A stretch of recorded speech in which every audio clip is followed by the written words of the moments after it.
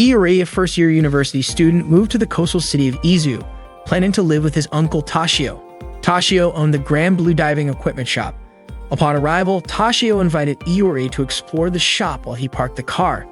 Since he was about to start college, Iori decided to stay with his uncle. It had been 10 years since he last visited the coastal city. While enjoying the sea view, Iori suddenly noticed a girl removing her diving suit. Their eyes met. Shortly after, Tashio called him, and Iori immediately went to his uncle. Iori felt he had seen the girl somewhere before and was curious about the kind of people he would meet in his new environment.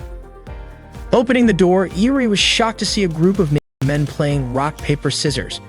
These people were far from what Iori had expected in his new surroundings. Tashio welcomed Iori to his shop. Iori quickly asked why there was something strange in front of him, but Tashio mentioned that people always told him the apron he wore didn't suit him. However, that wasn't what Iori was talking about. He questioned why the group of men was completely naked. Tashio explained that this happened every day in his shop. Iori immediately ran out saying he wanted to go home. Shinji and Ryujiro noticed this and approached Tashio. Shinji asked Tashio who the guy that just arrived was. Tashio said it was Iori, his nephew from Izu University.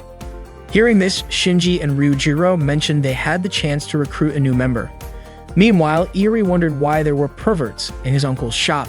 Not long after, Shinji and Ryujiro chased after him, calling his name.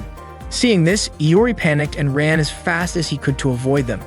They called Iori shy, but Iori was more concerned about their naked appearance. It didn't take long for Shinji and Ryujiro to bring Iori back to the Grand Blue shop. Tashio still thought Iori was just homesick and said he would get used to it over time. Iori admitted he had run away because he was shocked to see everyone partying naked. They indeed liked to dress that way, but at that time they were playing rock, paper, scissors to determine who would prepare the diving equipment tanks, and for them, being naked was normal during the game. Ryujiro was chosen to prepare the tanks, and Iori accompanied him. Ryujiro introduced himself as a second-year mechanical engineering student at Izu University. Iori turned out to be in the same department as Ryujiro. Suddenly, Ryujiro confessed he would be happy if Iori joined his club, but Iori said he wasn't interested. Ryujiro then forced Iori to sign the club's registration form. Ryujiro asked if Iori was interested in diving. Iori was indeed interested but didn't want to do it because he couldn't swim. According to Ryujiro, if someone always stays in their comfort zone, they won't be able to go anywhere, and the important thing is whether they're interested in stepping out of that zone. Suddenly, a girl who had just finished diving approached Iori and greeted him. Iori looked confused, prompting the girl to ask if Iori had forgotten her. Nanaka, his cousin. Iori then realized and immediately apologized. Nanaka understood, considering they hadn't seen each other for 10 years. Nanaka asked if Iori had seen Chisa, expressing that Iori would be surprised at how cute Chisa had become. Nanaka mentioned that she and Chisa had just finished diving. Hearing this, Iori suspected the girl he had met earlier was Chisa. Nanaka asked if Iori was interested in joining Shinji's club. Iori said he wasn't interested, not because he didn't like diving, but because he was a technical school graduate and wanted to keep his distance from the technical school atmosphere. As Iori opened the door to the cafe, he saw a group of men without clothes. Nanaka then told Shinji to keep an eye on Iori. Ryujiro announced that they were holding a welcome party for Iori. Iori immediately stated that he had no intention of joining the club, but Ryujiro told him not to say such things and insisted that Iori always rejected something before even trying it. Iori denied it, but Ryujiro pointed out that Iori often complained about things he had never experienced, just like when he said being naked outdoors was bad even though he had never tried it. Ryujiro urged Iori to drink alcohol and invited him to play rock, paper, scissors while making to gain some experience. Iori shouted that he had no need for such an experience, but Ryujiro argued that there was no such thing as a useless experience. Shinji also encouraged him to try it, but Iori still refused. No matter how much they tried to persuade him, he refused to be dragged into their insane games. That night, Chisa walked alone, still wondering if the person she had seen earlier was really Iori. Suddenly, memories of her time with Iori 10 years ago resurfaced. When Chisa entered Grand Blue, she was shocked to see Iori among the alcoholics playing rock, paper, scissors. He had even won 3 times in a row and wanted to lose on purpose just to show off. Chisa walked in and Nanaka greeted her. Iori immediately greeted her as well and placed his hand on her shoulder, but Chisa quickly brushed it off. She even considered taking off her clothes just because Iori had touched her. unable to believe how much he had grown into such an idiot. Iori tried to explain that it was not what Chisa thought. He had no idea things would turn out that way. Ryujiro and Shinji commented that Iori was lucky to be living with his cute cousin. Iori, however, complained that Chisa treated him like garbage. He did not care though, since Nanaka also lived with him. However, it turned out that Nanaka was an extreme siscon. Iori could not comprehend what had happened in the past 10 years, especially since Nanaka was the only person who had ever been kind to him. Shinji reassured Iori, telling him that many people did not have perfect lives at home. Iori agreed with that statement and resolved to live his college life with enthusiasm as compensation. It was already late at night and some people had to leave since they had work the next day and needed to catch the train. Iori was about to go home as well, but Shinji and Ryujiro stopped him from leaving. Iori reasoned that he had orientation at 9 a.m. the next day, but Shinji assured him that he would be fine since they would make sure he would not be late. The next morning, Iori woke up only to realize that he had spent the whole night drinking with Shinji and Ryujiro. He panicked when he saw that his phone displayed 8:45 a.m. To his shock, he had fallen asleep outside, surrounded by a crowd of people who were even taking pictures of him. To make matters worse, he found himself in front of the campus auditorium. Ryujiro and Shinji smiled and told him that he would not be late. Iori had arrived at college filled with high hopes of meeting new people and starting a fresh chapter in his life. However, all of that was overshadowed by a gloomy beginning on his first day. Everyone remembered him as the guy who passed out in front of the auditorium. As Iori walked through campus, he overheard some girls admiring a handsome guy named Kohei. Iori looked at him but immediately lost any interest in approaching him when he saw the design on Kohei's shirt. That day, classes ended and some students were interested in checking out the clubs. Iori approached Chisa and asked if she wanted to walk with him to check them out. Without hesitation, Chisa walked away, reminding him not to talk to her while wearing those clothes. Iori wanted to change clothes but had no idea how to get home. Chisa was about to leave when Iori started following her, asking for directions. Chisa refused, not wanting to be seen walking with half-naked Iori. He then asked Chisa for her clothes. Chisa promptly reported to campus security that a half-naked person was asking her for clothes. Iori shouted that he and Chisa were cousins and should help each other. Chisa asked him not to say that out loud. Iori understood and threatened to tell everyone they lived together if she didn't give him her clothes. Frustrated, Chisa pretended Iori was committing a crime against her, prompting campus security to chase him. Fortunately, Iori managed to hide, still clueless about his wrongdoing. Suddenly, Kohei approached and asked what Iori was doing. Iori explained that the situation was complicated. Kohei offered to help, introduced himself, and asked Iori to explain. Iori said that Chisa wouldn't show him the way home or give him her clothes. Hearing this, Kohei informed campus security about Iori's location, thinking he was stalking and acting indecently. Iori claimed he had reasons, but Kohei ignored him and walked away. Iori then asked Kohei for his clothes, resulting in Iori becoming a fugitive from campus security again. Iori sneaked around looking for someone he knew to ask for help. At that time, there was a club exhibition and Iori hid at the diving club's booth. Nanaka and Ryujiro represented the Peekaboo Diving Club, handing out brochures and recruiting new members. Ryujiro told Iori that the coast was clear. Iori asked Ryujiro to lend him clothes. Ryujiro agreed on the condition that Iori recruited a new member for the diving club. Iori agreed and had a candidate in mind. Kohei was frustrated that there wasn't a club with a harem of high school girls idolizing him. Iori approached and encouraged Kohei not to give up, saying that if he persisted, his dream could come true. That's how the world works. Kohei realized that reality was harsh. Everyone told him he was dreaming and that there were no high school girls on campus, even though he hoped college life would bring his dream to life. Iori said such a place existed. Kohei just hadn't found the door to his dream yet. Iori invited Kohei to join him in opening that door. After joining the diving club, Kohei felt deceived by Iori. However, Iori finally got some clothes after recruiting Kohei. The diving club then started their celebration party. Ryujiro asked Iori what he wanted to drink. Iori requested oolong tea, but Ryujiro gave him vodka mixed with a bit of whiskey. Iori refused to drink it. Shinji wondered why Iori wouldn't drink it, noting that it looked like oolong tea. Ryujiro even showed that the drink could catch fire. Shinji handed Iori a glass of clear liquid that looked like water, but when Iori lit it with a match, it ignited. The diving club members toasted and drank alcohol together, while Iori stepped away and approached Chisa. She attended the event at her father's request and had also joined the diving club. Iori admitted he didn't want to join the club but was promptly dragged by Ryujiro and Shinji to drink with them. Reluctantly, Iori joined them. Shortly after, Kohei offered Iori a drink, but after tasting it, Iori realized it was vodka. Annoyed, Iori slammed his glass down and asked if Kohei was seeking revenge. Kohei said he had no such intention, he was just following their seniors' orders to get others drunk and recruit new members so he would join the club. Iori understood that someone had to make sacrifices and felt responsible for Kohei since he brought him into the club. Iori said he would get drunk alone and that Kohei should stick to drinking oolong tea. Kohei mentioned that Iori had made a beautiful self-sacrifice, but he only realized it was alcohol after taking a sip. Kohei immediately attacked Iori, and they started fighting. Shinji approached them and suggested a laughing contest. The rule was simple: whoever spit out their drink would lose.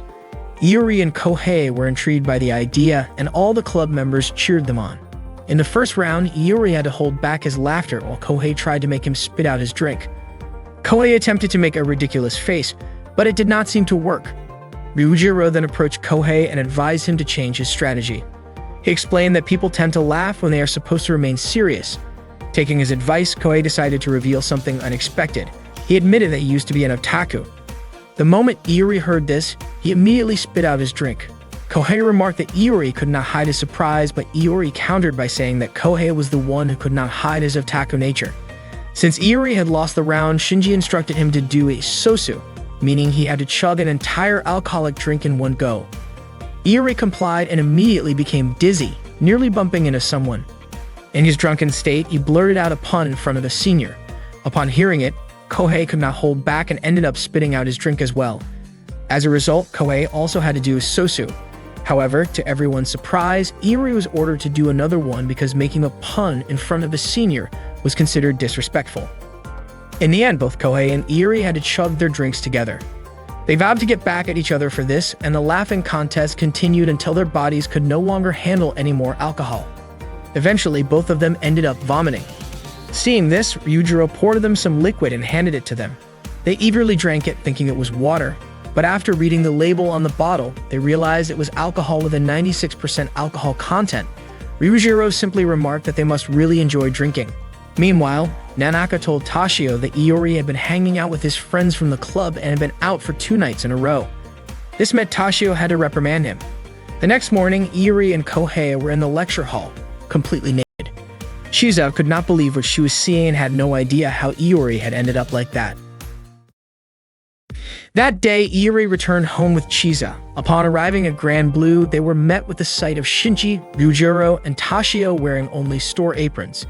Iori felt nauseous and wondered why they were dressed like that. They laughed with Ryujiro, explaining that they were about to go diving and were wearing swimsuits under the aprons. However, when Shinji and Ryujiro turned around, it was clear they had nothing on beneath the aprons. Suddenly, Nanaka informed them that the guest expected that day couldn't make it due to unforeseen circumstances. They all got dressed and sat down for lunch together. Shinji and Ryujiro mentioned they had free time before the drinking party that night and asked Iori how he planned to spend the time until evening. Iori replied that he didn't intend to join the drinking session that night. This annoyed Shinji, who promptly reminded Iori of the club he had joined. Nanaka suddenly asked if Iori knew where his room was, considering it was his 3rd day at Grand Blue. Iori realized he had been sleeping on campus for the past 2 days. Nanaka expressed understanding if Iori wanted to have fun on campus but insisted he couldn't sleep elsewhere for 3 consecutive days. Iori then conceded that he might indeed skip the drinking that night. Shinji and Ryujiro accepted this, noting that even without Iori, there were plenty of other members in the club. Suddenly, Ryujiro mentioned that they would be drinking that night with girls from Aonu Women's University. Hearing this, Iori begged Nanaka and Chiza for permission to join the party. Seeing Iori kneeling before Nanaka and Chiza, Ryujiro and Shinji asked what he was doing. Iori stated that he now remembered the club he had joined wasn't just about diving. Nanaka and Chiza were puzzled as to why Iori had taken off his clothes. Iori explained it was to show his sincerity. Despite Iori's earnest pleas, Nanaka remained firm, knowing he just wanted to have fun. At that moment, Iori asked Ryujiro and Shinji how he could get permission to go out that night. Shinji suggested giving up as Nanaka was very strict, but Iori refused to surrender. Shinji was curious about Iori's determination. Iori admitted it was driven by his sexual urges. Seeking advice on convincing Nanaka, Ryujiro suggested that Iori unpack his belongings in his room, but Iori felt that wasn't enough. Ryujiro then recommended decorating his room to make it look more mature. Ryujiro and Shinji even offered to help. Iori promptly informed Nanaka that he had finished unpacking and claimed he had become a mature man.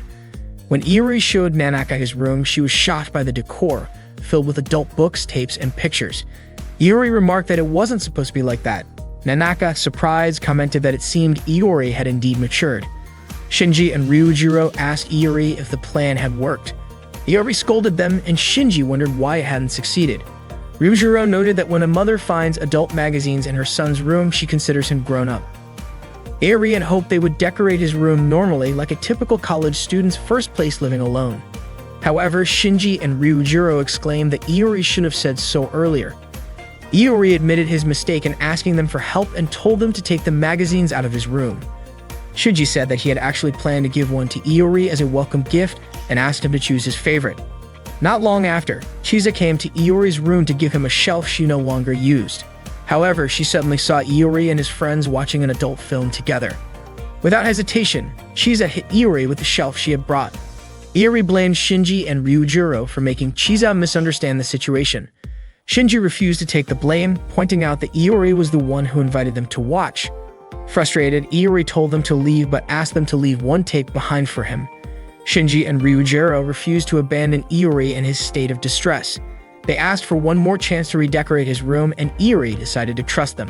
Iori then headed to the store where he ran into Toshio. Toshio asked if something had happened as Chisa looked upset. Iori explained that he was getting a warm welcome from his seniors. Toshio commented that Chisa was not handling the situation very maturely. Suddenly, Nanaka greeted Iori. As he was about to explain the misunderstanding about his room's decoration, Nanaka surprised him by saying she did not mind at all.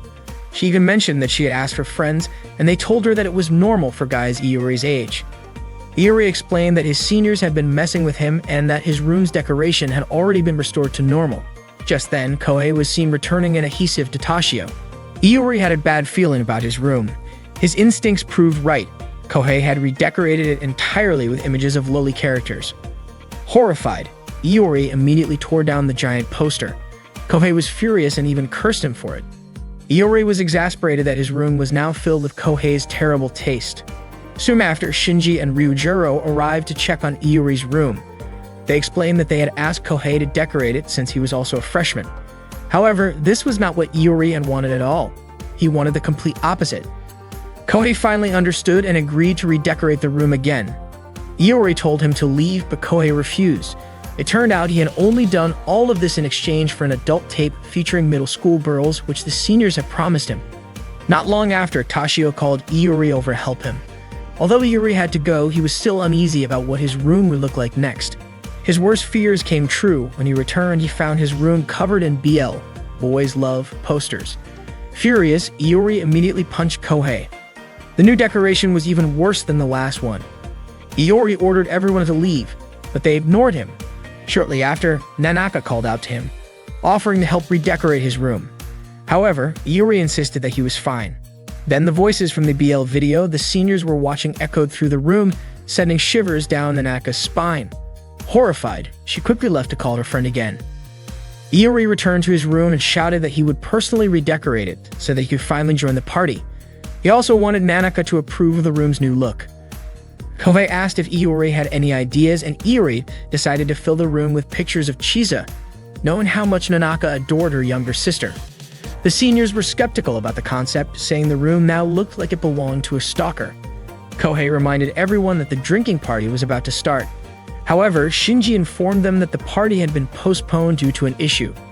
Iori was stunned to learn that the drinking party was not happening that day after all, meaning all his efforts had been for nothing. Moments later, Chisa arrived with tea. Upon seeing so many pictures of herself in Iori's room, she immediately took action, leading to Iori being confined in an empty room as punishment. The following morning, Iori woke up to find the club members gathered in his room. Curious about their presence, he asked why they were there. It turned out that the room was their usual gathering spot and they couldn't just change it because of him. Iori then headed to the shop where Toshio and Nanaka greeted him. Nanaka even complimented Iori for wearing clothes that day. Toshio inquired about any club activities scheduled. That day was meant for introducing new members who had joined. Nanaka asked how many new members there were. Ryujiro mentioned that 3 new members had joined: Kohei, Iori, and Chisa. Iori wondered why Kohei had come to Grand Blue. It turned out the seniors had informed him that voice actress Mizuki Kaya would be arriving at 10 o'clock. However, Iori was certain the seniors were lying, and sure enough, Shinji admitted it was just a prank. Unexpectedly, Kohei began to cry, feeling deceived. Toshio mentioned that lately, Mizuki Kaya had indeed been busy and couldn't visit for a while. Nanaka added that Mizuki Kaya used to come often, and even other celebrities did too. Kohei tried not to believe it, but Nanaka insisted she wasn't lying. Toshio even mentioned there was a diving suit that Mizuki Kaya used to wear. Hearing this, Kohei asked to try it on, a request that sounded somewhat inappropriate. Kohei then expressed interest in learning to dive. Chisa asked if she should join the diving lessons. Shinji allowed her to opt out since she was experienced, but Toshio requested Chisa to participate so she could understand how beginners learn to dive. Iori asked if he could just watch since he couldn't swim, but Ryujiro mentioned there are divers who can't swim, and according to Shinji, it would be a waste if Iori didn't at least try. Shinji instructed the 3 of them to swim. Iori remarked that it should be fine even if he couldn't swim. Shinji explained that while mastering swimming techniques wasn't necessary, all divers should become accustomed to water. They then proceeded to the changing room. The seniors explained that individuals afraid of water aren't suited for diving because they might panic during problems, making it hard to control breathing and leading to rapid air consumption. Therefore, safety is crucial, and they need ample practice. For basic training, Ryujiro asked Iori to open his eyes underwater. Iori attempted it but couldn't manage. Ryujiro then gave him a diving mask, and Shinji provided one for Kohei as well. After putting it on, Iori re-entered the water. He heard strange sounds, couldn't breathe, and couldn't move, but didn't feel pressure on his eyes. However, upon opening his eyes, he unexpectedly saw Kohei's naked body. Iori resurfaced, and Ryujiro asked if the underwater view was that astonishing. Iori didn't want to look again. Kohei scolded Shinji for removing his pants underwater, but Shinji claimed he was just helping Kohei stay calm. His diving equipment came off. At that moment, Chisa had just finished changing into her swimsuit and came out to join the practice. However, upon reaching the pool, she saw Iori completely naked, soaking in the pool. Seeing Chisa arrive, Iori felt a bit embarrassed and mentioned it was part of the training. Ryujiro commented that Iori liked taking off his clothes. Iori stated he didn't enjoy being naked. Chisa asked Ryujiro, who explained he was just training Iori to get used to the water. Chisa walked away to observe them from a distance. The seniors continued to persuade Iori to enjoy the beauty underwater, but Iori refused, stating he wasn't interested in going underwater anymore. After finishing practice, Iori sat alone in the shop. Nanaka approached him and asked how his diving practice had been. Iori replied that he hadn't enjoyed it at all. Nanaka then invited Iori to go somewhere with her. She took him to a large aquarium. Iori was puzzled as to why the aquarium allowed them in, considering it was already closed. Nanaka explained that Chisa sometimes helped out there. She showed Iori a video of Chisa diving in the aquarium. Seeing Chisa's friendly face and sweet smile, Iori remarked that it wasn't how he had imagined her before. Nanaka commented that Iori wasn't good at judging people and that Chisa was actually quite popular. She described Chisa as kind, and although she might sometimes be insincere and clumsy, she was sweet, good-natured, gentle, and had a pleasant scent. Iori gazed at the aquarium and mentioned that perhaps he should learn about fish too, as it might help him enjoy being underwater. Nanaka considered Iori's thoughts to be overthinking, pointing out that neither she nor Chisa had ever thought about that before. Iori speculated that it was because Nanaka and Chisa could swim and liked fish. Nanaka responded that no one instantly knows how to swim or has extensive knowledge about fish. They just want to experience what it's like. Iori didn't quite understand what Nanaka meant.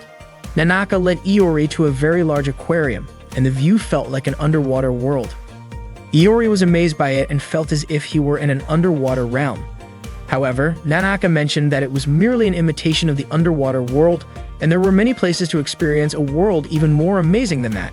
She revealed that it was actually Chisa who had asked her to bring Iori there, suggesting that perhaps Chisa wanted Iori to enjoy diving. Iori wondered why Chisa desired that.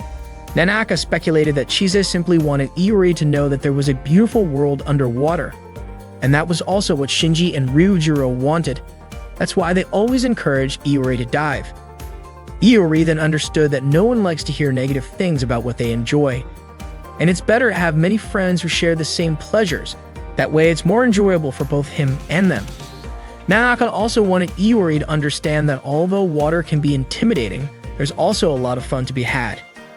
Iori expressed that he was now more interested in the underwater world, which pleased Nanaka. After returning from the aquarium, Iori gave Chizette a keychain as a souvenir. Chizette remarked, asking if Iori hadn't considered how often she went there. Iori explained that the keychain was a token of his gratitude because Chizette had persuaded Nanaka to take him there. Chizette simply wanted Iori not to belittle diving activities, and Iori responded that he would give it a try. Chizette accepted the souvenir and asked how it felt underwater. Iori admitted that he didn't like it yet, but he wanted to get closer to it, which is why he wanted to give Chizette that gift, and he thanked her. Chizette suggested that Iori should have bought something cuter. That night, Iori dreamt of wearing a girl's high school uniform preparing to serve his seniors. Upon waking the next morning, he felt disturbed by the nightmare. He encountered his two seniors carrying a girl's high school uniform, which made him scream as it reminded him of his dream. Kohei wondered why they had given him a boy's high school uniform. Shinji mentioned that it was time to focus on club activities. Chizette approached them and was puzzled to see Kohei and Iori holding girls' uniforms like perverts. Iori insisted it was a misunderstanding, and Kohei explained that the uniforms were for diving. They were unsure how to wear them. Kohei even dressed his Ani-made body pillow in the uniform, believing it could ward off sharks. Shinji and Ryujiro then presented the actual diving equipment, revealing that the high school uniforms were not part of it. Iori and Kohei felt deceived. Shinji explained that diving requires significant funds, and the high school uniforms were a means to generate money. Kohei and Iori imagined how they could use the uniforms to earn money. Iori even envisioned selling himself to wealthy older men, bringing him to tears. Shinji informed them about the Izu Summer Festival, an event at their campus scheduled for May, which included an inter-club male beauty contest. The winning club would receive a cash prize, and they wanted Kohei and Iori to participate. Naturally, Iori and Kohei immediately refused. Ryujiro mentioned that the male beauty contest was called Danken, which sounded like a term for male genitalia. Iori and Kohei were shocked by the inappropriate sounding name. Iori asked if Chizette was aware of it. She had seen it the previous year. Kohei was unwilling to participate in the contest, especially wearing such uniforms and being laughed at. Shinji told Kohei that he was a sweet guy and should use his charm to help the diving club. Iori remarked that this meant they didn't meet him since they already had Kohei. Shinji stated that Iori would participate in the comedy category. Ryujiro asked Kohei and Iori to wear diving suits. That day, the seniors took them to the sea. Iori inquired if Chizette would join them, but she said she was tending the shop. Before Iori left, Chizette asked if he was looking forward to starting college life. Iori admitted he had been, but not anymore. Chizette was confident Iori would enjoy it. Iori trained with Ryujiro, while Kohei trained with Shinji. Ryujiro planned to teach Iori how to breathe underwater. He instructed Iori to place the regulator in his mouth and inhale. Iori tried it and found it very different from regular breathing. It required more effort to take a breath. Ryujiro acknowledged that it might be difficult at first, but assured Iori he would get used to it, encouraging him to try it underwater. Iori did so but soon surfaced, gasping for air. He tried again, but the second attempt was the same. He still ran out of breath. Iori felt scared to breathe underwater, but Ryujiro assured him it was only challenging initially and that he would get accustomed to it over time. Iori tried once more, but this time water entered his diving mask. Ryujiro adjusted the slightly loose mask. Suddenly, Iori noticed two people in a hurry and asked who those customers were. Ryujiro explained they were clients diving before their work commute. Iori was surprised that despite their busy schedules, they were willing to spend their valuable time and money to dive. Ryujiro expressed how amazing the place was. Iori recalled the large aquarium he visited with Nanaka the previous day. Ryujiro admitted he also feared running out of air underwater. He showed the spare regulator and explained it should be given to a friend who runs out of breath. He also mentioned the weight belt always faces the same direction, so it can be quickly removed in case of emergency. The diving equipment is designed not only for the user's safety, but also to assist diving buddies, and it has undergone thorough safety testing. Ryujiro assured Iori that he wasn't alone and that he would be there with him. Therefore, Iori should muster the courage to dive, knowing that Ryujiro would certainly come to his aid if needed. Iori began descending to the seafloor. When his knees touched the bottom, he opened his eyes and breathed calmly. He couldn't believe he had actually done it and didn't feel any discomfort. He discovered an underwater world he had never seen before, referring to it as a new world unknown to him. After the diving practice, Iori immediately approached Chisa, expressing that he now understood how amazing it was to breathe underwater, even though he couldn't swim, and described it as exploring a new world. Iori even compared it to being in outer space and experiencing zero gravity. He enthusiastically shared his first experience, and Chisa instructed him to change clothes. Shinji told Kohei that joy comes from understanding how to do something never done before. They gathered again for drinks at the shop. Tashio served food and asked if Iori had overcome his fear.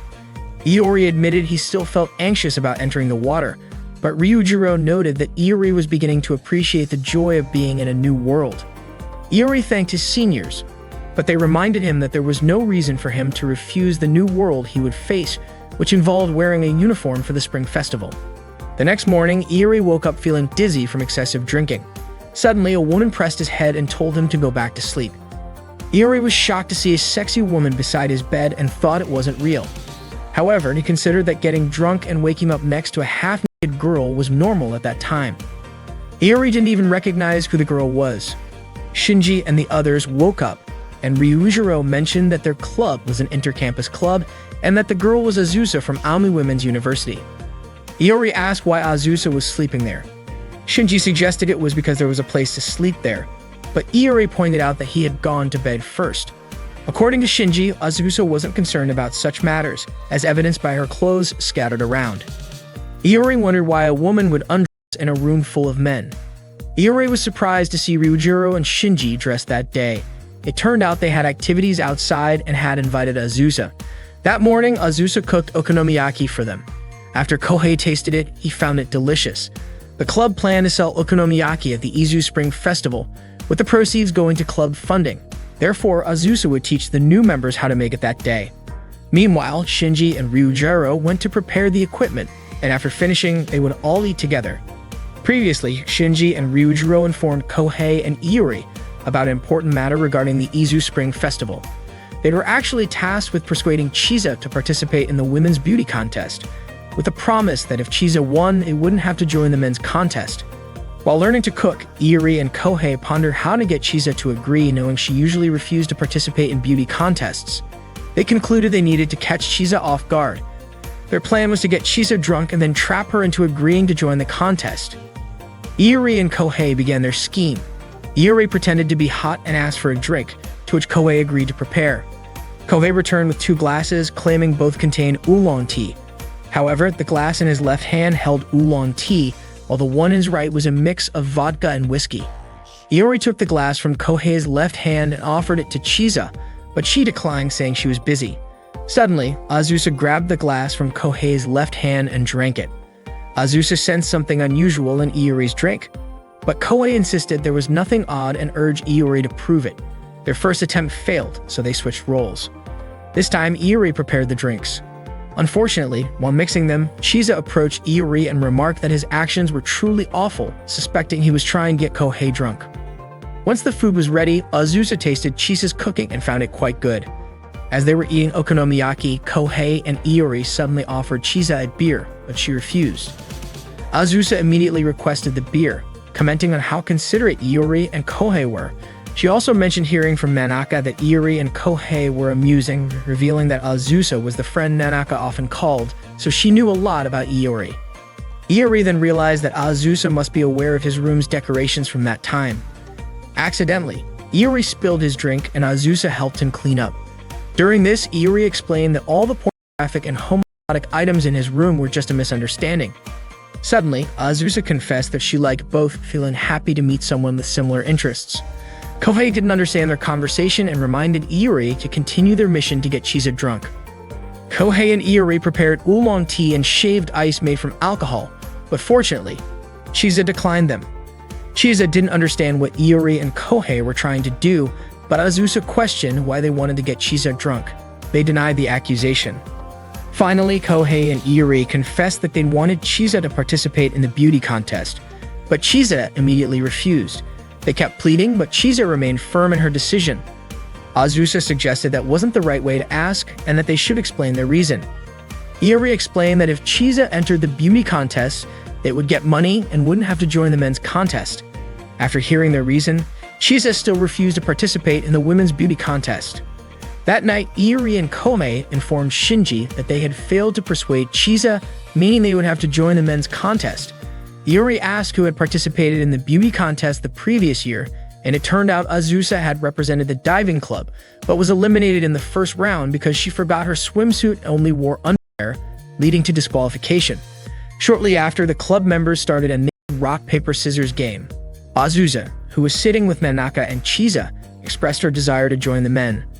Nanaka was surprised that Azusa was interested in such things. Seeing Azusa approach and express her wish to join, Iori and Kohei were shocked, not expecting that the loser of the game would have to strip. Azusa was already familiar with the rules of the game, and she was not going to end up completely naked since she was a woman. Iori was eager to take the first challenge against Azusa, but before long he lost and was already stripped down. He tried again to take another chance, but once again he lost. Azusa laughed, clearly entertained by Iori's antics. They continued with a speed-based challenge, and Iori showed no signs of giving up. By the end of the game, Azusa had successfully gotten both Kohei and Iori completely naked. Azusa returned to the table with Chisa and Nanaka, commenting on how fun the game had been. Nanaka mentioned how adorable she found Iori and Kohei, though Chisa was confused about what exactly was cute about them. It turned out that Azusa had taken a liking to them. She then asked Shizo why she was not interested in joining the women's contest, considering it was an advantage to be a woman. Chisa did not understand what Azusa meant, so Azusa assumed that the club members had no doubts about Chisa winning, which meant they believed she was the cutest. Chisa clarified that it was not that she did not want to participate, but she did not want to be the only one embarrassed. Azusa understood her reasoning. Shinji and Ryujiro informed the club members that Chisa had agreed to join the beauty contest thanks to Iori and Kohei. However, the high school uniforms were still given to Iori and Kohei. It turned out that Chisa had set one condition. If she was going to enter the contest, and Iori and Kohei also had to participate. Upon hearing this, Iori and Kohei immediately started arguing. They were frustrated that all their efforts from the previous day had been in vain, as they were still dragged into the contest. Iori insisted that Kohei should be the one to wear the female uniform, but Kohei refused. Their argument continued, but Shinji saw it as if they were having fun, while Ryujiro was happy to see how close they were. With the matter settled, Chisa felt relieved. That day marked the Izu Summer Festival, and Iori, Kohei, and Chizo were in charge of running Peekaboo's Okonomiyaki stand. Ryujiro arrived bringing drinks for Iori and Kohei and asked how their stand was doing. Iori responded that everything was going fine, but Kohei suspected they had some competition. Ryujiro pointed out that the neighboring stand, which was attracting a crowd of women, belonged to the Tinkerbell Tennis Club, known for its group of attractive, popular men. Kohei dismissed them as pathetic otaku, while Iori referred to them as pig's blood. Chisa urged Iori and Kohei to stop saying things like that. Suddenly, Azusa arrived without any clothes on, prompting Ryujiro to ask if she had walked there. Azusa explained that she had taken the bus partway. Iori was bewildered by how Azusa and Ryujiro could converse so casually. Chisa quickly handed Azusa some clothes to wear, and Iori asked why she was not already wearing something. It turned out that her outfit had gotten stained and she had not bothered washing it since it would just get vomit on it later that night anyway. When Chisa helped Azusa put on a shirt, it was apparent that Azusa's dress was too large, making it a tight fit. Ryujiro suggested that she look for a t-shirt instead, so Azusa asked Iori to help her find one. As Iori accompanied Azusa through the bustling school festival, she seemed to be enjoying the event. Out of nowhere, Azusa asked what type of guy Iori was into, leaving Iori shocked by the question. Azusa remarked that they had the same preferences, reminding Iori of a previous conversation in which she had said she liked both men and women. She explained that when it came to men, she preferred Shinji, while for women, she liked Nanaka. Iori was stunned, and Azusa then asked about his own preferences. Realizing this was his only chance to clear up the misunderstanding, Iori felt the need to tell her that he was not bisexual. However, Azusa expressed how happy she was to have met someone like Iori, admitting that she could not talk so freely with anyone else. She then grew even more curious about the kind of person Iori was attracted to. Later, while Iori and Kohei were working at the stand, Kohei questioned why Azusa had suddenly insisted on switching places with him. Iori remained silent, simply feeling guilty about the situation, which made Kohei even more curious about what happened. The two of them then wandered around the festival, enjoying the peaceful moment without any upperclassmen nearby. However, their sense of relief was short-lived when Shinji and Ryujiro suddenly appeared. Shinji brought up the idea of drinking with another club that was nearby. Kohei assumed it was some kind of group date and was excited about the possibility of meeting beautiful women. However, it turned out that the club they would be drinking with was the Rugby Club, made up of a group of muscular men. Meanwhile, Chisa and Azusa were dealing with two customers who were flirting with them. The situation made them visibly uncomfortable, prompting Iori and Kohei to step in and scare the customers away. Azusa thanked them for helping her out and suggested they take turns watching the stand. Before leaving, she whispered to Iori, urging him to tell her what he had done with Kohei. Iori quickly brushed her off, stating that he would be working at the stand with Chisa. Grateful that Chisa was keeping him company, Iori thanked her, prompting Chisa to ask what was going on. Iori admitted that he simply did not want to be alone with Azusa. Chisa noted that Azusa was beautiful and figured that Iori was just nervous about being alone with her. The two continued serving customers, and Iori asked when the beauty contest would begin. Chisa informed him that it would start at 4 o'clock, with the winner announced the following day. Iori reminded her to get ready, but Chisa nonchalantly said she wanted to participate as she was. Suddenly, Nanaka and Azusa arrived to pick up Chisa and help her prepare for the contest. Kohei, watching them leave, asked Iori where Chisa was going. Iori explained that she was getting dressed up for the competition, which made Kohei wonder if Azusa and Nanaka would end up dressing Iori as well. Annoyed, Iori retorted that Kohei, with his long hair, should be the one playing the role of Tamara. This led to an argument between the two. Ryujiro then stepped in, informing them that it was time to close the stand and head over to watch the contest. The beauty contest was about to begin, and the audience was buzzing with excitement, as it was the main event. Kohei wondered aloud if they would be performing on such a crowded stage later. The first contestant, Aina from Aomi Women's University, appeared overly made up. Suddenly, she blew a kiss toward Kohei. Next, it was Chisa's turn to take the stage. She appeared fierce, and her introduction was stiff and awkward. Her friends noticed that if she continued like this, she might lose. Shinji asked Kohei if he had any ideas. Kohei suggested that to make a shy girl shine, they needed to make her smile. However, Iori thought making Chisa smile would be very difficult. Shinji proposed that if they smiled, perhaps Chisa would smile too. They tried calling her name and smiling together, but that approach failed. Chisa's face showed disgust instead. Shinji then asked Kohei if he had any other ideas. Kohei suggested revealing her embarrassed side.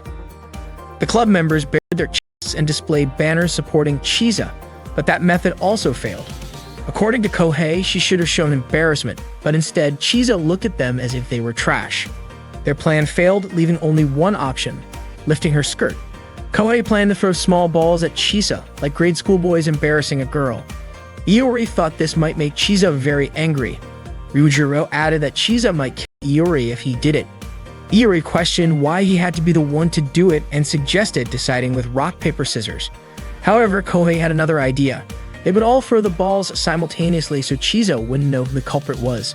They agreed to Kohei's suggestion. The first throw went smoothly, making Chisa feel embarrassed. The subsequent throws also hit their mark, and Nanaka didn't miss the moment to photograph Chisa. The club members praised Iori's throw. Iori then realized that his friends hadn't thrown any balls. At that moment, Chisa glared at Iori sharply. After the contest, Chisa searched for Iori, intending to beat him up. Iori and Kohei hid behind some plants when suddenly a beauty pageant contestant approached Kohei, surprising him.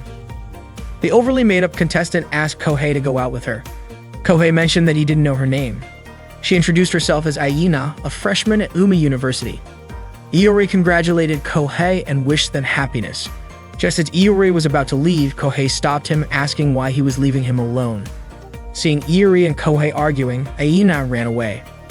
While the club members were drinking, Chisa suddenly approached Iori with a sharp look. Iori tried to explain that what he did on stage was to bring out Chisa's charm. Suddenly, Chisa said she owed Iori. Iori smiled happily because Chisa wasn't angry and even offered to buy him a pair of sexy underwear as thanks. It turned out Chisa handed him a large bottle of liquor to finish. Before Iori could finish his drink, he ran away because he couldn't handle it anymore. Iori sought refuge behind Azusa. Ryujiro asked if something had happened to Azusa that made her late. Azusa explained that a guy wanted to get close to her. That guy was Kudo, the captain of the Tinker Bell Tennis Club.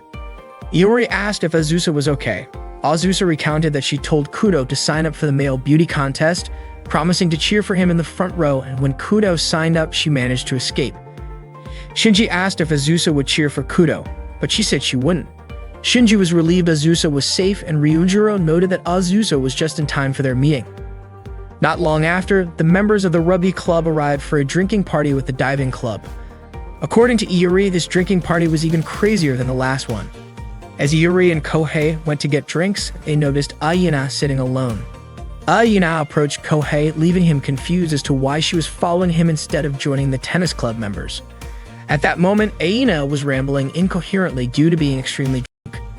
She confessed that the reason she had asked Kohei out was because she found him sexy, just like the reason she had joined the tennis club, because everyone there was sexy. She had thought that having a boyfriend would allow her to experience the college life she had always dreamed of, but instead, she ended up like this. Arina began crying loudly, saying that she had worked so hard, learning how to apply makeup, trying on clothes she would never normally wear, and doing things she did not want to do, only to become the butt of everyone's jokes. Iori assumed that the people Aina was referring to were from Tinkerbell. Kohei agreed, saying that if Aina wore makeup that thick, people would naturally think she was crazy. Aina protested, saying that they used to call her cute, but Kohei bluntly pointed out that they had actually been laughing at her. It turned out Aina already knew that. At first, she did not mind being treated like a joke as long as she had friends and could have fun. But after the drinking party following the contest, the Tinkerbell members had told her to go home because they had laughed enough at her expense. Aina realized that she never needed to try so hard to change because, in the end, no matter what she did, people would still laugh at her. And it was the Tinkerbell members who were mocking her. Iori stated that no one is always laughed at, nor is anyone always laughing at others, and he promised to show her something interesting. That night, the men's beauty contest began. The first contestant from the Rugby Club showed off his athletic physique. The next contestant was Kudo, the captain of the Tinkerbell Tennis Club. The audience cheered him on, suggesting that he had many fans. Kudo himself felt he was on a different level compared to the others. Next up was Kohei from the diving club, and the girls in the audience commented that he looked cute. Kudo was curious why Kohei was wearing a high school uniform. He admitted that Kohei seemed decent, but he was confident that he would be the one to win the contest. Suddenly, Kohei approached Azusa and asked her not to date Kudo. Instead, he asked her to date him. Kudo understood that Kohei was trying to attract attention that way, but he was irritated that Kohei had the audacity to use his name without permission. Kudo then approached Azusa and asked her to choose him instead. The audience eagerly waited to see whom Azusa would pick. Then Azusa reached out and took Kudo's hand. Kudo smiled and apologized to Kohei for how things turned out, like he believed that everyone was on their own level and that someone out there was a perfect match for Kohei. Suddenly, Kohei burst into laughter, mocking Kudo. It turned out that the Azusa who had chosen Kudo was actually Iori in disguise. Iori laughed, never expecting that he would turn out to be Kudo's perfect match. Kohei laughed as well, saying that Iori was on the same level as Kudo when it came to being a woman. At that moment, Iori from the Peek-a-Boo Diving Club officially entered the comedy contest. Just as Kudo was about to say something, Iori cut him off, teasing him by declaring that the captain had confessed his love to him. Kohei chimed in, saying that although it was painful, Kudo had to stay strong and he hoped that the two of them would stay together forever. Iori and Kohei then said in unison that they had laughed enough and told Kudo to go home. Iori had successfully demonstrated his point to Aina. The audience erupted into cheers and Azusa praised Iori and Kohei, saying that they had pulled it off. However, Chisa suddenly walked away. That night, the members of the diving club raised their glasses in celebration. Suddenly, Aina entered the room looking like she wanted to join them. Kohei handed her a bucket full of drinks to celebrate the party. He commented on how heavily Aina had done her makeup. Aina was shocked to see that Iori and Kohei could drink so much. Kohei explained that his body had been trained for it. The diving club members praised Iori and Kohei for their impressive drinking abilities. The next day, while working at the booth, customers started flirting with Chisa after learning that she had participated in the beauty contest. They scrambled to talk to her and some even dared to grab her hand. Normally, Iori and Kohei would have immediately stepped in to help, but they were still unconscious from drinking too much. Before long, Shinji and Ryujiro arrived to drive away the pushy customers. Later that day, the winner of the contest was announced. Chisa had won the beauty contest, but she looked gloomy on stage. Shinji and Ryujiro were curious about why she seemed that way. Azusa explained that Chisa had only entered the contest for Iori and the others. However, instead of supporting her, Iori and Kohei had worked hard for Aina.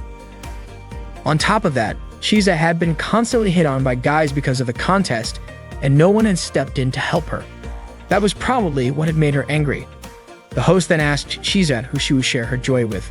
Smiling, Chisa replied that of course she would share it with her boyfriend Iori, who was currently passed out on the stage. The host was surprised that Chisa was dating such a perverted guy. Shinji realized that Chisa was using Iori as an excuse to reject other men.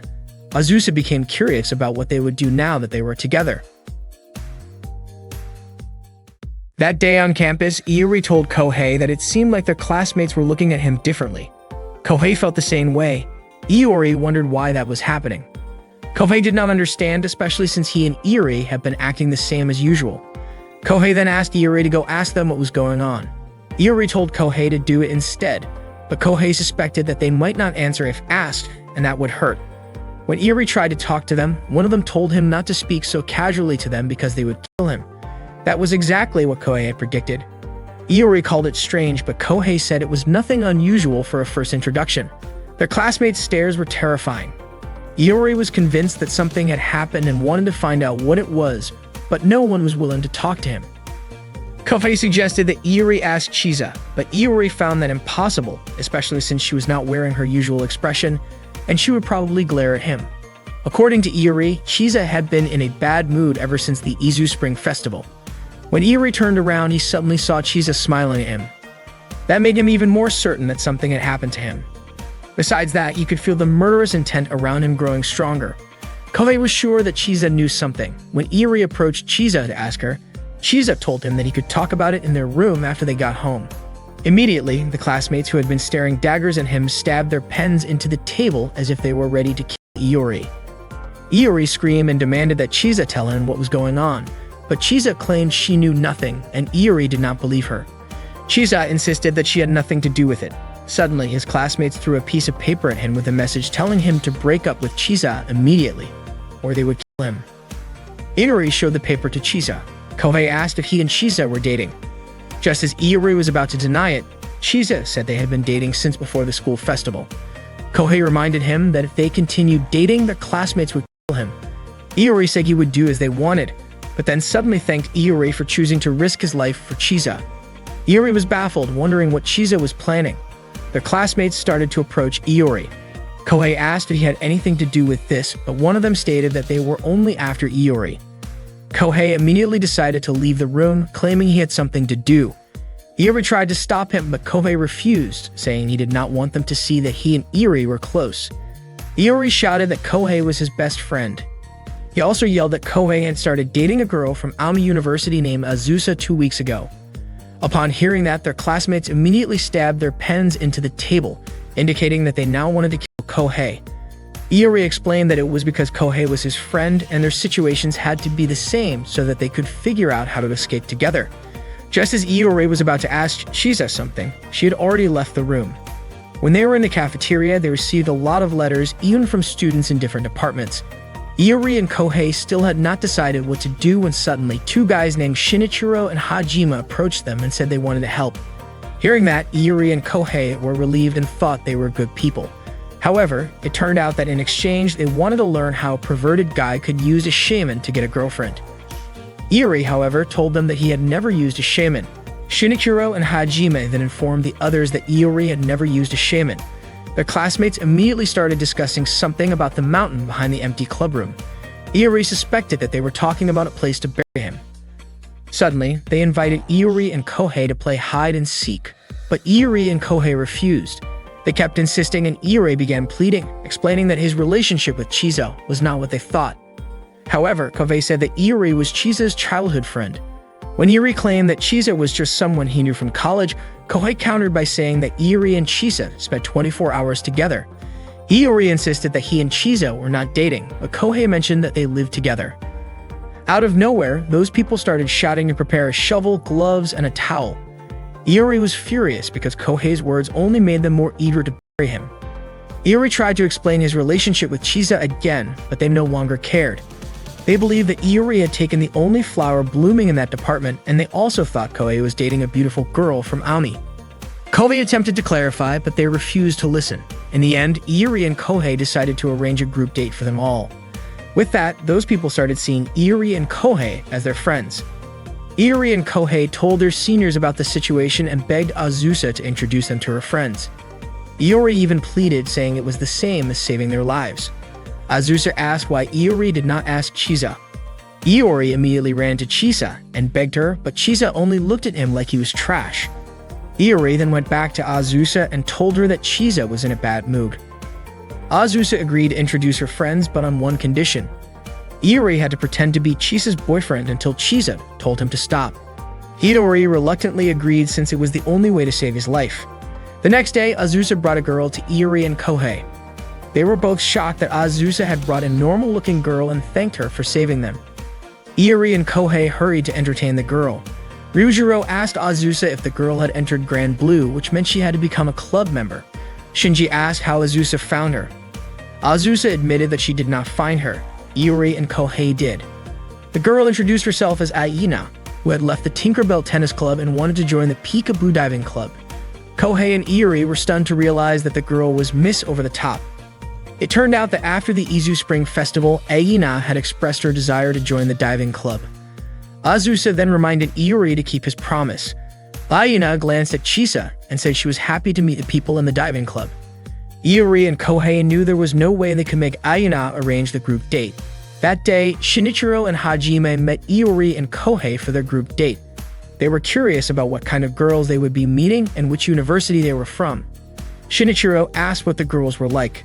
Iori said that the girl was serious yet laid back, a complete contrast. Iori mentioned to Kohei that Aina did not seem excited about the group date. Kohei was confused as to why Aina refused to introduce her friends. Shinichiro and Hajime were convinced that she did not want to introduce her friends to perverts like Iori and Kohei. Hearing that, Iori and Kohei were offended, even though Shinichiro and Hajime had just considered them their friends moments ago. Shinichiro and Hajime started beating Iori, saying that he already had a girlfriend, which was why the girl did not want to introduce him to her friends.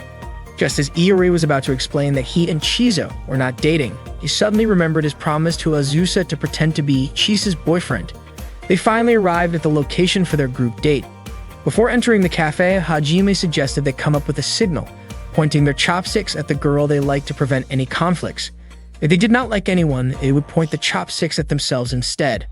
Unfortunately, Shinichiro did not need such signals because he had already made a vow to his heart to date anyone regardless of who they were.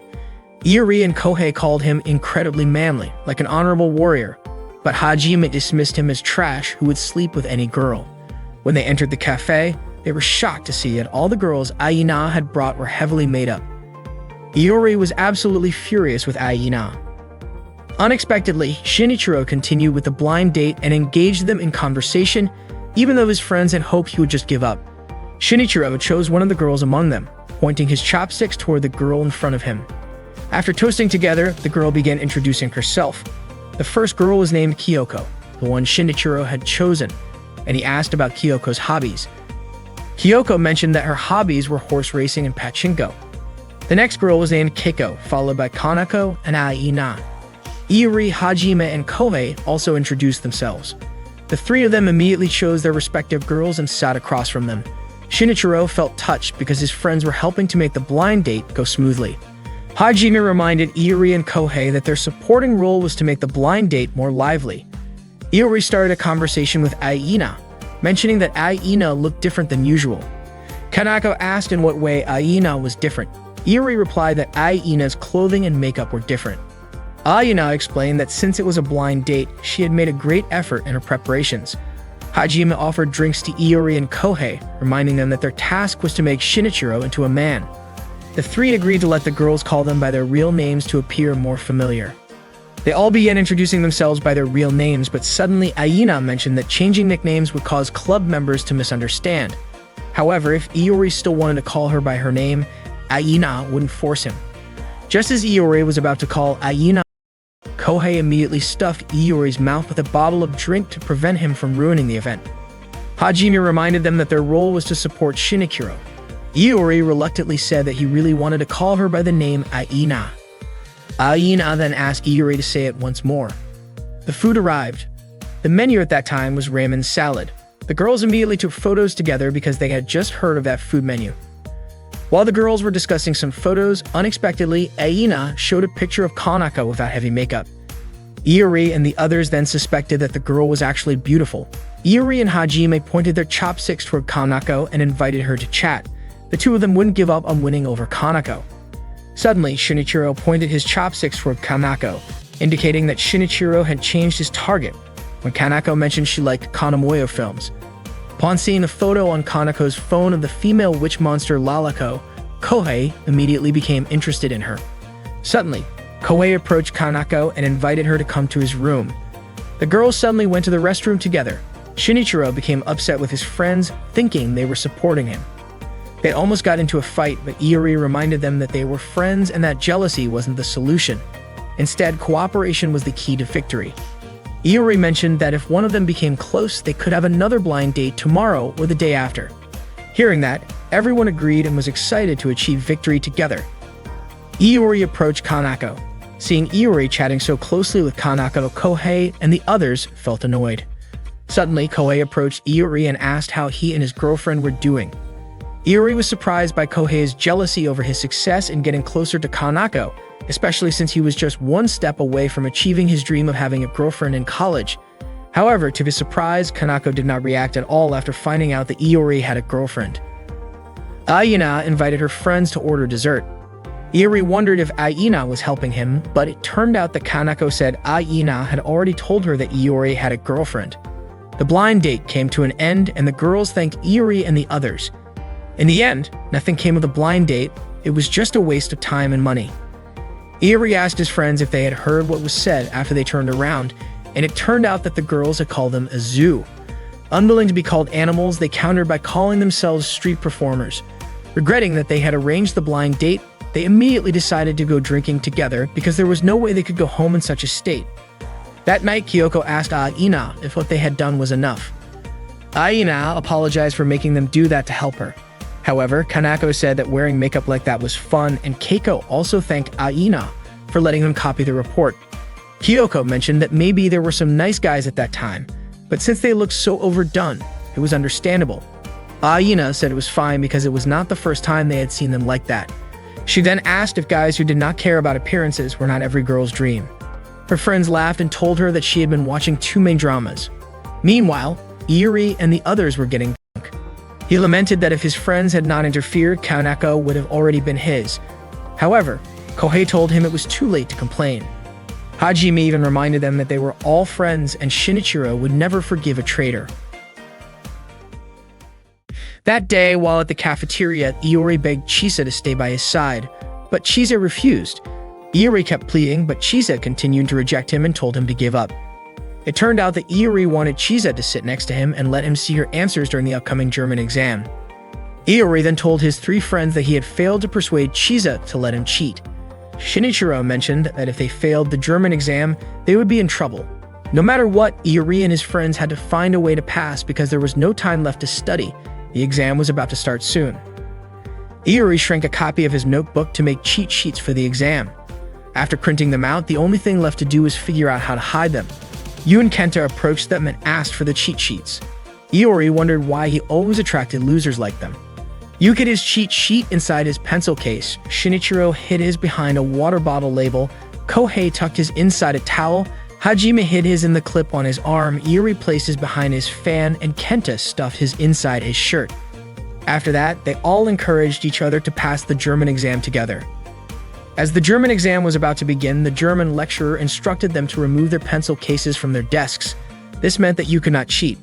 Yu immediately signaled Shinichiro for help, but shortly after, the lecturer also banned eating and drinking during the exam. Hearing that, Shinichiro gave up and begged Iori to help him instead. Iori wondered why the others seemed so relaxed. The lecturer announced that the exam would start at 1 o'clock and that those who finished early could leave. Two confident students left right away. It turned out they had already given up on the exam. A little later, Iori noticed Hajime panicking because his cheat sheet had become unreadable due to sweat. Kohei suddenly realized that Shumikawa was not in class. It turned out that Shumikawa had skipped school and had messaged Iori earlier to ask what would be on the exam, but Iori had refused to tell him. Iori and the others planned to work together because some of them could not use their cheat sheets. Kenta, whose cheat sheet was still safely hidden inside his shirt, was about to help. Unfortunately, as he pulled his collar, the paper flew straight to the front of the lecturer's desk. When the lecturer asked about the paper, Iori and the others immediately pointed at Kenta, exposing him for cheating. The lecturer quickly realized that none of them could actually answer the exam questions. Iori complained that the questions were too difficult. The lecturer then decided to give them a bonus question. He instructed them to write a new question on the back of their exam papers and translate it into German. The first question was arthritis, the second was a man holding a banana while naked, and the last was James Thomas. They were all baffled by how absurd and difficult the questions were. Iori and his friends ended up scoring between the low teens and 20s on their exams. Their grades were terrible, and they knew they had failed. Suddenly, the lecturer announced to those with bad scores that if they had more than 10 points, they passed, and if they had more than 20, they got an A. Hearing this, Iori and his friends felt relieved, thinking they were saved. Unfortunately, when Iori read the note on the back of his exam paper, it said, "You are stupid for using a cheat sheet and still getting a bad score. You need to take a remedial exam." After classes, Iori and his friends gathered at Grand Blue. Ryujiro asked about the blind date from the previous day. Iori described it as a disaster and showed photos of the overly made-up girls. Aina mentioned that she and her friends had made an effort and that Iori and the others should be grateful. Hearing that Aina wanted to join their club, Kohei inquired if she knew what kind of club it was. Aina replied that it was a diving club and she wanted to try it because she thought it was an adult hobby. She was interested in the feeling of swimming in the sea and seeing various types of fish. She also liked the idea of diving on tropical islands with college friends as it seemed like a TV drama. Iori and Kohei in unison said that if that was her reason, Aina shouldn't join the club, but they were just joking. Shinji and Ryujiro called Aina to introduce herself at their club's new member welcome party. Aina introduced herself, saying she was interested in diving but had never tried it and wanted to learn a lot from that point on. Before she could finish her sentence, she was shocked to see the club members taking off their clothes. Aina asked Iori and Kohei why they were undressing. Iori and Kohei told Aina not to be so surprised since she had seen it during the Izu Spring Festival. Aina then realized they were naked not just because of the post-festival party. She was also surprised to see Azusa undressing. Aina thought Chisa was the only normal-minded person in the club. At that moment, Chisa was sitting on Iori's back. Shortly after, Nanaka arrived with drinks and told Chisa to get off Iori's back. Aina felt relieved and considered Nanaka to be a normal person in the club. Not long after, Aina saw Nanaka pick up Chisa's leftover drink and immediately sip it. Aina wanted to ask Iori and Kohei about it, but Kohei asked her to pretend she didn't see it. Soon, Shinji and Ryujiro pulled Iori and Kohei to toast together. Chisa asked Aina if she was interested in diving, and Aina admitted it, which made Chisa happy. Chisa, Aina, Nanaka, and Azusa chatted together. Nanaka mentioned that Aina was the only person who joined the diving club out of genuine interest. Aina asked what equipment was needed for diving. Just as Chisa wanted to show her book, Azusa said that as a beginner, Aina could just rent equipment. Nanaka said the most important thing was for Aina to prepare a towel and swimsuit. Hearing the word swimsuit, Aina felt embarrassed, which made Nanaka laugh. Azusa told Aina not to feel embarrassed. Aina realized they weren't embarrassed because they were used to diving. Suddenly, Aina was startled by the sight of the male club members enthusiastically lifting their naked friend. Aina felt there was no normal person in the club. She suddenly shouted that it was her welcome party and asked everyone to put on clothes. That night, they ran out of sake. Aina offered to buy more and Chisa agreed to accompany her. Before leaving, Aina ensured that the club members would keep their clothes on. Iori and Kohei mentioned that Aina should start getting used to the club's ways. Azusa noted that Iori and Kohei adapted quickly. Kohei suddenly saw a package of bamboo shoots and asked who bought them and why they didn't buy mushrooms instead. Iori said bamboo shoots were tastier, but Kohei argued that bamboo shoots were food for people without taste. Not wanting to lose, Iori said mushrooms were for people with bad taste. That trivial matter made Iori and Kohei start arguing. Kohei claimed that Iori could not tell the difference between a cracker and a cookie.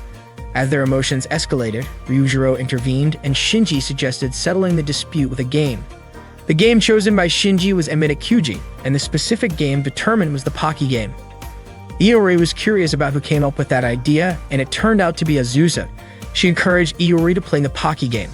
Iori thought it was a strange game, but Ryujiro insisted that it was a sacred game chosen by Mitakuji, so they had to accept it. Since there were no Pocky sticks available, Ryujiro replaced them with Jumbo Fugashi sticks. Iori and Kohei prepared to play the game. The rule was simple. The first person to let go of the stick from their mouth would lose. Both of them immediately started biting into the Fugashi with enthusiasm. Ryujiro even commented that the game was more beautiful than he had imagined. In the end, neither of them won. Kohei even complained that the Fugashi had nearly destroyed his mouth. Azusa then sent a message to Chisa, asking her to buy some Pocky. Chisa suspected that something had happened while she and Aina were not there because Azusa mentioned that Iori and Kohei wanted to play the Pocky game. Iori and Kohei then invited their seniors to join the game as well. Ryujiro asked how they would determine the pairs for the game, and Iori suggested using rock, paper, scissors. When Chisa and Aina arrived at Grand Blue, they were shocked to find Iori and the others undressing. Aina questioned why they were like that. Iori explained that they were playing rock, paper, scissors to decide who would play the Pocky game. Aina was confused as to why playing rock, paper, scissors required them to remove their clothes. Shinji then explained that rock, paper, and scissors were naked, so the players had to be naked as well. Ryujiro then announced that the diving club had new members, so they needed to prepare for the license class. Kohei joked that the license was for the person who could strip the fastest, while Iori said it was for the fastest drinker. Shinji was baffled by their reasoning, as the license was clearly for diving. Hearing that, Iori and Kohei were shocked because they had not mastered diving at all. Shinji asked if they had read the diving manual, and both of them claimed they had. To test their knowledge, Shinji asked them some questions. He asked if they knew hand signals, and Kohei responded that they were simply gestures. Ryujiro explained that hand signals were crucial for communication underwater. Shinji then demonstrated a hand signal and asked them to interpret its meaning. Shinji's gesture meant stop, look here, and dive. However, Iori interpreted it as stop for a moment, I am going to kill you right here. Shinji then asked what Iori would do after receiving that hand signal. Iori responded that he would shoot Shinji first with an underwater gun. Shinji concluded that Iori could not be trusted with hand signals. Next, it was Kohei's turn. Kohei was confident that he would do better than Iori. Shinji showed another hand signal, which meant there is an issue, oxygen is running out, ascending. However, Kohei interpreted it as Yahoo Ayin, yeah. After receiving that signal, Kohei decided that he would keep watching Shinji forever. Shinji suspected that Iori and Kohei had not studied at all. They both apologized, and Shinji handed them the book so they could properly learn from it. While reading the diving manual, Nanaka approached Iori and asked if he was studying for the license. Iori mentioned that he had only learned hand signals. Nanaka then moved closer to Iori, making him nervous. She told him that he needed to memorize the hand signals. Leaning in, she whispered to him that she had heard rumors about him and Chisa dating.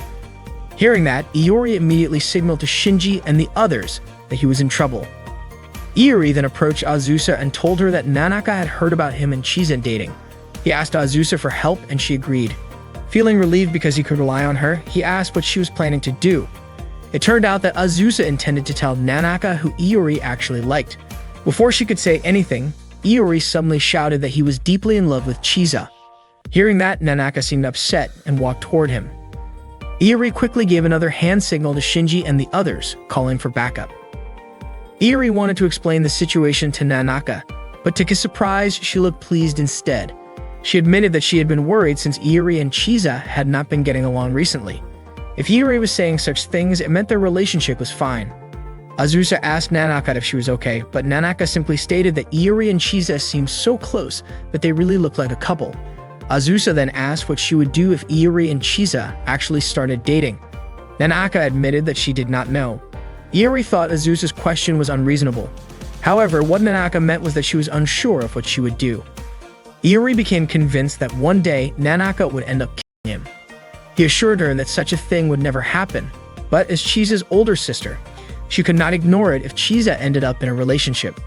The next day was diving practice. Each person was paired up, Shinji with Kohei, Chisa with Iori, and Aina with Azusa. Iori felt awkward about being partnered with Chisa. Nanaka then told everyone to change into their swimsuits.